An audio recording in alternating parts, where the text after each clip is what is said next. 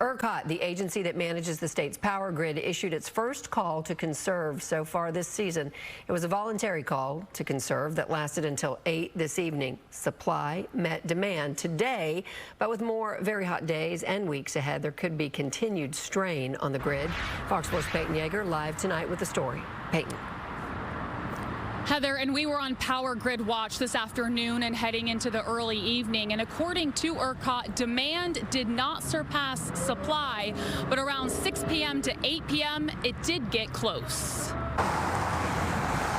With another day battling triple-digit temperatures statewide, Texans were asked to conserve energy amid record demand and extreme heat. The agency that manages the state's grid, ERCOT, requested a voluntary conservation notice for 4 hours from 4 p.m. to 8 p.m. Tuesday. Supply met demand and there were no outages. But energy experts like Joshua Rhodes from the University of Texas at Austin says if it were just a few more degrees hotter in North Texas, it could have been worse. It kind of looks like Dallas is saving us right now because Dallas isn't as hot as it can get. You know, Austin, San Antonio, and Houston are about as hot as they get, but Dallas is a few degrees cooler than it can get to. Now, it's still hot, still like well over 100. But, you know, if Dallas are hitting a 105, I think we might be singing a different story. Tuesday's high at DFW Airport didn't quite get to triple digits, but the heat index was a dangerous 117 degrees with near record dew points cranking up the humidity.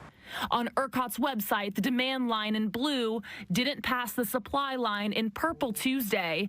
The closest margin came within less than 4,000 megawatts just before 6 p.m. That's closer than it normally is, but we're pushing the grid to kind of, you know, its limits. This is about as hot as it gets across the state, or historically anyways. So we still have a fair number of contingencies in place that we haven't pulled yet. Fox 4 spoke to Rhodes just after 5 p.m. Tuesday when ERCOT's grid conditions went from green to yellow, indicating the voluntary conservation notice was in effect. To ease the strain on the grid, Texans were recommended to set their thermostats to 78 degrees or higher if safe, avoid using large appliances, and turn off and unplug lights. Monday, Texas broke the record for June peak demand, closing in on 80,000 megawatts and almost surpassed the all-time record, which happened last July. Any individual person, it's a little bit, but there's 30 million of us Texans, so you add up a little bit for over a lot of times, and you can end up with a meaningful amount of savings of power. Now, the voluntary conservation notices, Heather, that's just the first step in preventing rolling blackouts, which we obviously don't want. That's what we fear. The next step would be mandatory energy conservation notices. But again, we are not close to that right now.